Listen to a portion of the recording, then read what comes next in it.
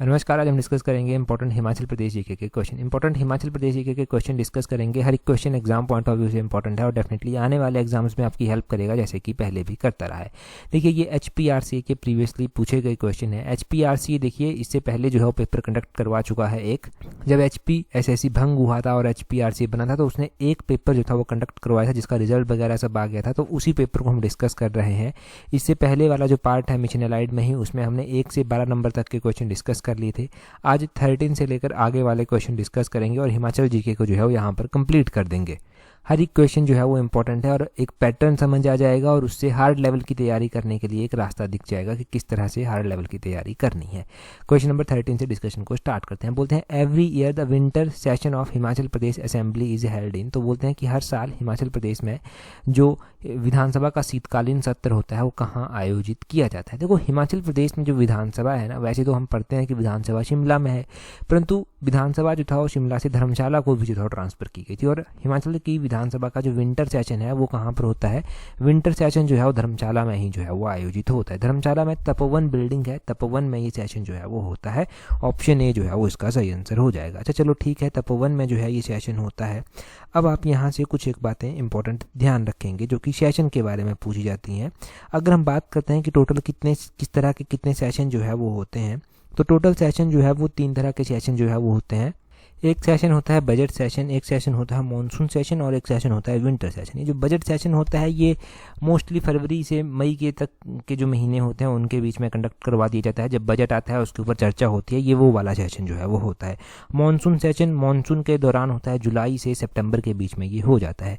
उसके बाद winter session होता है, विंटर सेशन नवंबर से मिड दिसंबर तक जो है वो विंटर सेशन जो है वो हो जाता है। तो विंटर सेशन जो है वो होता है हमारा तपोवन बिल्डिंग धर्मशाला में। उतना आपने यहाँ से ध्यान रखना है। अगला क्वेश्चन जो है हम अभी देखेंगे यहाँ से। अगले क्वेश्चन में बोलते हैं Simbalbara sanctuary is situated in which district of Himachal Pradesh. तो ये सिंबलबड़ा सेंचुरी कहाँ पर स्थित है? हिमाचल प्रदेश में वाइल्ड लाइफ सेंचुरीज आती हैं, नेशनल पार्क भी जो है वो आते हैं। अब नेशनल पार्क और वाइल्ड लाइफ सेंचुरीज जो आती हैं उसमें सिंबलबड़ा भी जो है वो एक आता है। और ये जो सिंबलबड़ा है ये कहाँ पर जो है वो आता है? सिंबलबड़ा जो आता है ये डिस्ट्रिक्ट सिरमौर में जो है वो आता है। ऑप्शन ए जो है वो सही आंसर हो जाएगा। सिरमौर में जो है वो आता है। वैसे सिंबलबड़ा जो है वो नेशनल पार्क की श्रेणी में जो है वो आता है। अब नेशनल पार्क की श्रेणी में आता है। अगर हम हिमाचल प्रदेश में वाइल्ड लाइफ सेंचुरीज की बात करते हैं, नेशनल पार्क की बात करते हैं, तो 5 नेशनल पार्क जो है मुख्य रूप से आते हैं। जो 5 नेशनल पार्क आते हैं इसमें ग्रेटर हिमालयन नेशनल पार्क आता है कुल्लू वाला, पिन वैली नेशनल पार्क आता है लाहौल स्पीति वाला, खीर गंगा नेशनल पार्क आता है कुल्लू वाला, इंद्र किला नेशनल पार्क आता है कुल्लू वाला और एक सिंबलबड़ा नेशनल पार्क आता है, ये डिस्ट्रिक्ट सिरमौर वाला है।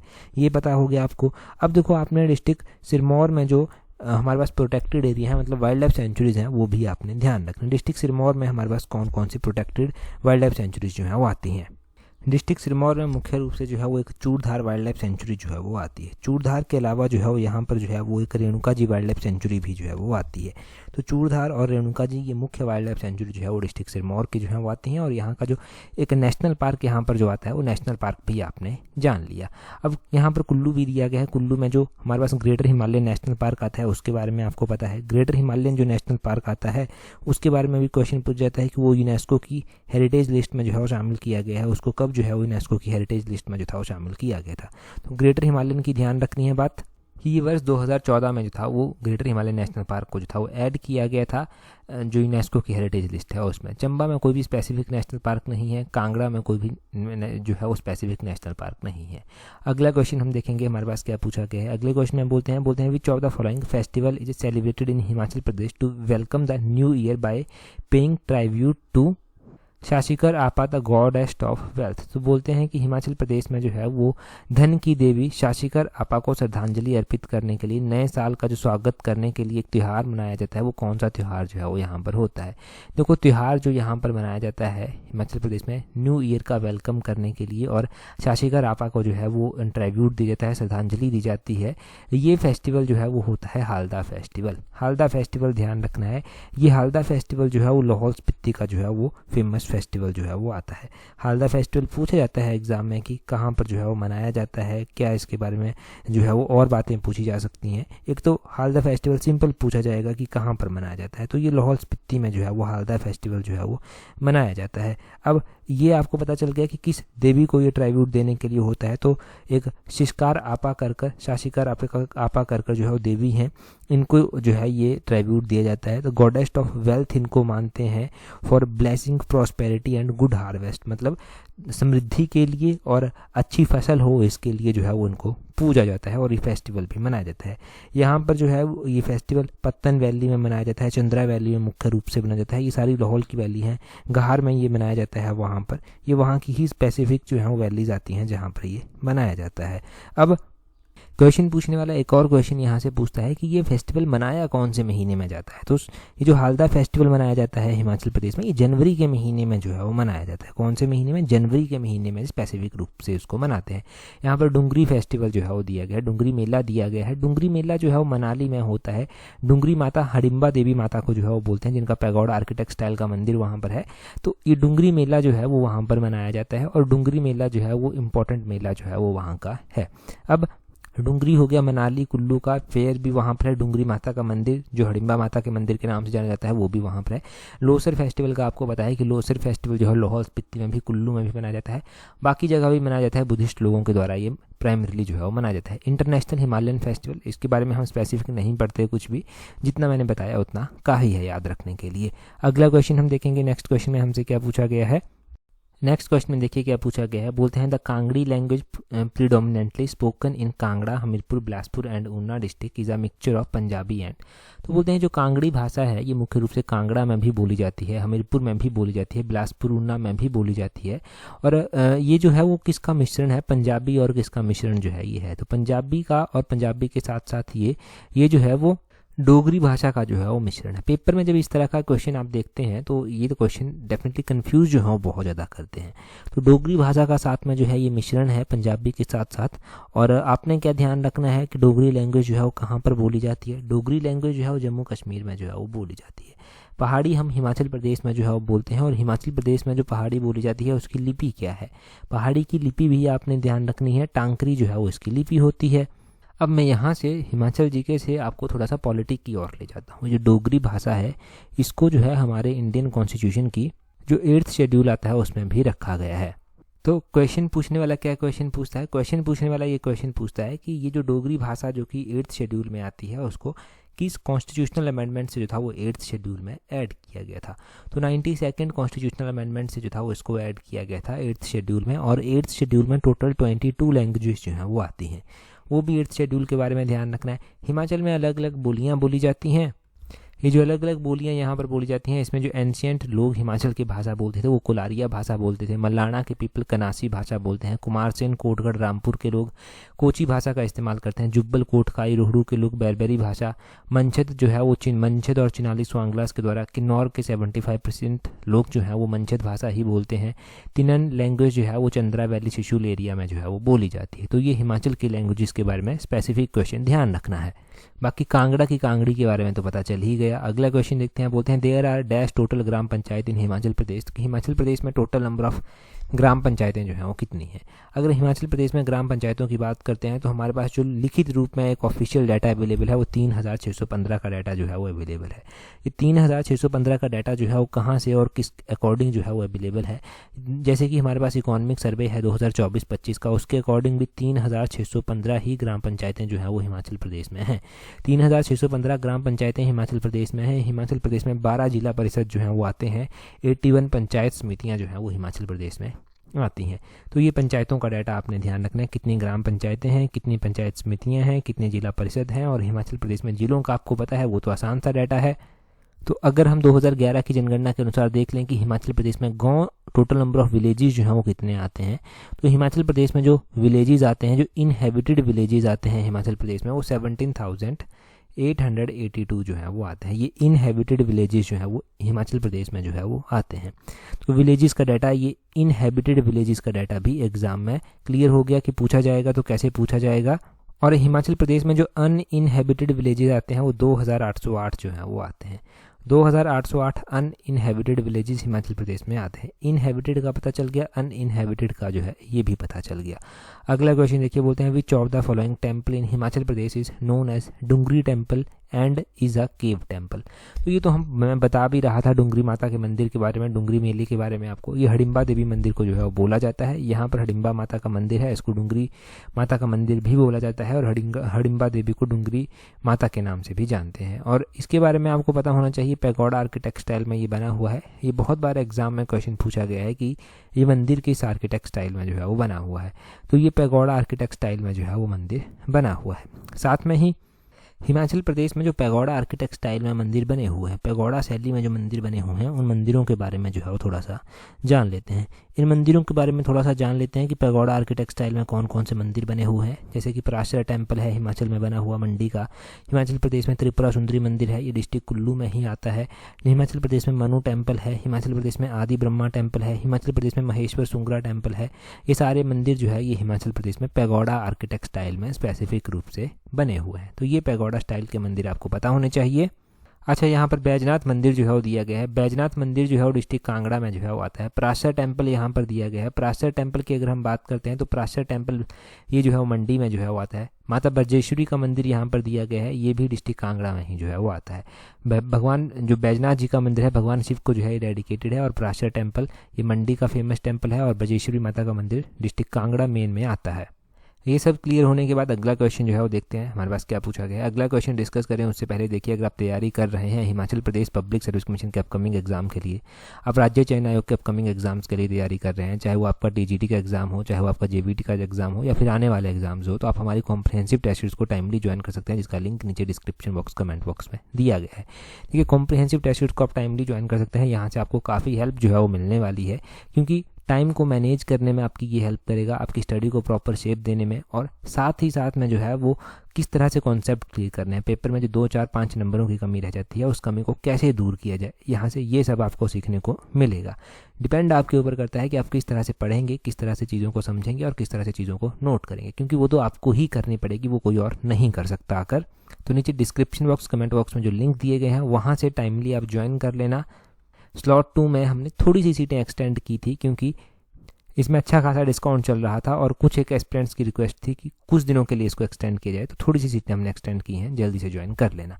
क्वेश्चन नंबर 19 देखते हैं हमारे पास क्या बोलते हैं which of the following dance is performed wearing diamond mask in Kinnaur district of Himachal Pradesh. तो बोलते हैं कि हिमाचल प्रदेश के किन्नौर जिले में दानव मास्क पहनकर कौन सा नृत्य जो है वो किया जाता है। देखो, किन्नौर में अलग अलग डांस जो है वो परफॉर्म किए जाते हैं, परंतु एक डांस होता है जो डायमंड मास्क पहनकर, इनके दानव मास्क पहनकर जो है वो परफॉर्म होता है। तो ये राक्षस नृत्य जो है वो होता है, नाम से ही जो है वो पता चल रहा है, राक्षस नृत्य ये होता है।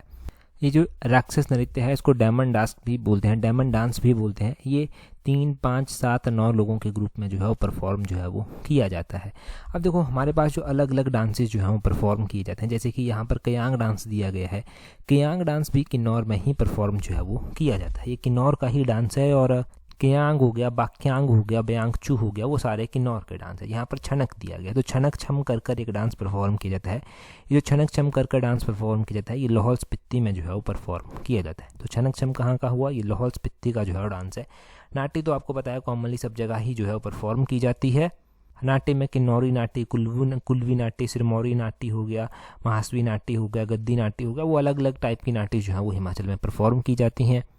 अगला क्वेश्चन देखिए, नेक्स्ट क्वेश्चन में क्या बोलते हैं Himachal Pradesh celebrated every year on Pradesh was celebrated as a province of India. बोलते हैं हिमाचल प्रदेश जो है वो हिमाचल प्रदेश दिवस हर साल मनाया जाता है। ये कब मनाया जाता है? तो हिमाचल प्रदेश में जो हिमाचल प्रदेश दिवस मनाया जाता है वो मनाया जाता है 15 अप्रैल को। 15 अप्रैल ऑप्शन बी सही आंसर है। 15 अप्रैल को जो हिमाचल दिवस मनाया जाता है वो क्यों मनाया जाता है? 15 अप्रैल को हिमाचल दिवस जो है वो इसलिए मनाया जाता है क्योंकि 15 अप्रैल 1948 को हिमाचल प्रदेश का गठन हुआ था। 15 अप्रैल 1948 को जब हिमाचल प्रदेश का गठन हुआ था तो हिमाचल प्रदेश में उस टाइम 4 जिले जो था वो हुआ करते थे। 4 जिले जो हुआ करते थे उसमें मंडी आता था, उसमें महासू जो था वो आता था। मंडी महासू के अलावा जो है वो एक सिरमौर जिला आता था, एक चंबा जिला जो था वो आता था। तो ये जिले जो था वो उस टाइम हिमाचल प्रदेश में 15 अप्रैल 1948 को आते थे। फिर उसके बाद धीरे धीरे चलकर अलग अलग जिले जुड़ते गए। 5वां नंबर का जिला बिलासपुर बना, 6ठे नंबर का जिला किन्नौर बना। फिर उसके बाद पंजाब रीऑर्गेनाइजेशन हुआ तो उसके बाद अलग अलग जिले यहाँ पर आकर जुड़े। 1971 में हिमाचल को पूर्ण राज्य का दर्जा मिल गया। भारत का 18वें नंबर का स्टेट जो है वो बन गया। 1972 में एक बार फिर से हिमाचल के ही जिलों को तोड़ा गया और टोटल 12 जिले जो था वो हिमाचल में बनाए गए। बीच में ही हिमाचल में जो है वो हिमाचल को केंद्र शासित प्रदेश बना दिया गया था। हिमाचल को 1956 में केंद्र शासित प्रदेश बना दिया गया था। ये टीजीटी के एग्ज़ाम में पूछा जा चुका है, जो HPSSC के द्वारा पहले करवाया गया है टीजीटी का एग्ज़ाम, कि हिमाचल को केंद्र शासित प्रदेश कब बनाया गया था, कब से लेकर कब तक केंद्र शासित प्रदेश रहा था। 1971 तक ये केंद्र शासित प्रदेश जो था वो रहा था। ठीक है, हिमाचल प्रदेश जो बना था वो 30 छोटी बड़ी रियासतों को मिलाकर जो था वो 15 अप्रैल 1948 को जो था वो बना था। इतनी बातें आपको याद रह जाएंगी। इससे बहुत ज़्यादा अगर आप सोचेंगे याद रखने का, तो हिमाचल का एरिया हो गया याद रखने के लिए, पॉपुलेशन हो गई याद रखने के लिए। पॉपुलेशन जो याद रखेंगे वो 2011 की जनगणना के अकॉर्डिंग ज़्यादा याद रखेंगे। 68,64,602 कर की इतनी पॉपुलेशन जो था वो हिमाचल प्रदेश की हुआ करती थी। बस इतना सब याद रख लिया काफ़ी है। अगला क्वेश्चन जो है वो देखते हैं। अगले क्वेश्चन में जो है क्या बोलते हैं, अगले क्वेश्चन में बोलते हैं as per economic survey of Himachal Pradesh 2022-23 the worker population ratio for all ages in Himachal Pradesh was as around. तो बोलते हैं कि हिमाचल प्रदेश में आर्थिक सर्वेक्षण 2022-23 आया, उसमें हिमाचल प्रदेश में सभी उम्र के लिए जो कार्यकर्ता जनसंख्या है, ये देखो ये टफ वाला क्वेश्चन है, तो वर्कर पॉपुलेशन पूछी गई है यहाँ पर कितनी परसेंट है, तो वो 62% जो है वर्कर्स पॉपुलेशन यहाँ पर आती है। वर्कर पॉपुलेशन रेशो यहाँ पर पूछी गई है, ऑल एजेस की पूछी गई है, तो 62% है। 2022-23 का ये आंकड़ा है। वैसे ही हमारे पास एक और डाटा जो है वो आता है, एक और डाटा जो आता है वो आता है पीरियोडिक लेबर फोर्स सर्वे के according. Periodic labour force survey का 2023-24 का ये डाटा हमारे पास है। 2023-24 के अकॉर्डिंग ये डाटा हमारे पास बोलते हैं कि लेबर फोर्स पार्टिसिपेशन रेट क्या है। लेबर फोर्स पार्टिसिपेशन जो रेट है हिमाचल प्रदेश में वो क्या है, तो ये जो LFPR है, लेबर फोर्स पार्टिसिपेशन रेट, ये जो है वो हिमाचल प्रदेश में जो है 60.5% है। अब अकेला हिमाचल प्रदेश का ही यहाँ पर ये डाटा नहीं पूछा जाता 2023-24 का। इसके अकॉर्डिंग इसके साथ जो है वो हिमाचल के साथ लगते जो स्टेट हैं, जैसे कि उत्तराखंड का पूछ लिया जाएगा। उत्तराखंड का जो है वो कितना है, 46.2% है। पंजाब का पूछ लिया जाएगा, पंजाब का 43.7 है। हरियाणा का पूछ लिया जाएगा, हरियाणा का जो है 37.4 है। ऑल इंडिया का पूछ लिया जाएगा, इंडिया का जो है वो कितना है, 45.1 जो है वो इंडिया का है। और बोलते हैं कि हिमाचल का इन सबसे जो है वो बेस्ट है, 60.5 कर जो है वो हिमाचल का जो है वो आता है। अब लेबर फोर्स जो है हमने जो लेबर फोर्स पार्टिसिपेशन रेट पढ़ा, उसके अलावा भी वर्कर पॉपुलेशन रेशो एक आती है, जिसको जो हम पढ़ रहे हैं यहाँ पर 62%। वर्कर पॉपुलेशन रेशो 2023-24 के अकॉर्डिंग हिमाचल की कितनी है, तो वो 57.2% है। 57.2% जो है वो worker population ratio Himachal Pradesh की जो है वो है। उत्तराखंड की 44.2 है, पंजाब की 41.3 है, हरियाणा की 36.1 है, ऑल इंडिया की 43.7 है। तो हिमाचल की ये भी बाकी स्टेट्स के अकॉर्डिंग, बाकी स्टेट के साथ कंपेयर करेंगे तो हिमाचल की ये भी अच्छी है। तो ये आपको पता होना चाहिए, एक तो वर्कर पॉपुलेशन रेशो का हो गया, एक लेबर फोर्स पार्टिसिपेशन रेट हो गया। ये दोनों क्वेश्चन हो गए। इकोनॉमिक सर्वे में भी ज़रूर हम इन क्वेश्चंस को पढ़ेंगे, परंतु फिलहाल यहाँ पर पढ़ रहे हैं PYQ में, तो यहाँ पर ध्यान रखना। अगले क्वेश्चन में देखिए क्या बोलते हैं, ice skating carnival usually held any time between December and February is conducted in the district. तो बोलते हैं ये जो आइस स्केटिंग कार्निवल होता है, ये जो है वो दिसंबर से फरवरी के बीच में कभी भी हो जाता है, परंतु बोलते हैं किस जिले में इसको आयोजित किया जाता है। तो आइस स्केटिंग कार्निवल की बात करें, ये आइस स्केटिंग कार्निवल जो है वो शिमला में जो है वो होता है। शिमला में ये आइस स्केटिंग कार्निवल जो है वो होता है। शिमला में आइस स्केटिंग रिंक भी जो है वो स्थित है। आइस स्केटिंग रिंक जो यहाँ पर स्थित है, उसके बारे में क्वेश्चन पूछा जाता है कि वो किसके द्वारा बनवाया गया था। वो ब्लेसिंगटन के द्वारा जो था वो बनवाया गया था। ब्लेसिंगटन के द्वारा उसको कौन से ईयर में जो था वो बनवाया गया था, उसको 1920 में जो था वो बनवाया गया था। किसने, ब्लेसिंगटन ने कब, 1920 में बनवाया गया था। और एशिया का ओल्डेस्ट आइस स्केटिंग रिंक जो है ये आता है, वन ऑफ द ओल्डेस्ट, ये एशिया का जो है वो आइस स्केटिंग रिंक जो है वो आता है। तो आइस स्केटिंग रिंक के बारे में आपको पता चल गया। ठीक है, आइस स्केटिंग रिंक का पता चल गया, किसने बनवाया था, कब बनवाया था, वो सब आपको क्लियर हुआ। शिमला को जाना जाता है आइस स्केटिंग के लिए, यहाँ पर आइस स्केटिंग जो है वो होती है, तो आइस स्केटिंग का क्वेश्चन भी क्लियर हो गया। हिमाचल प्रदेश में वैसे जहाँ जहाँ पर बर्फ़ गिरती है वहाँ पर अलग अलग फेस्टिवल करवा दी जाते हैं, परंतु इंपॉर्टेंट वन जो होते हैं वही हमें जो है वो याद रखने हैं, वही जो है वो मुख्य रूप से एग्जाम में फिर पूछे भी जाते हैं।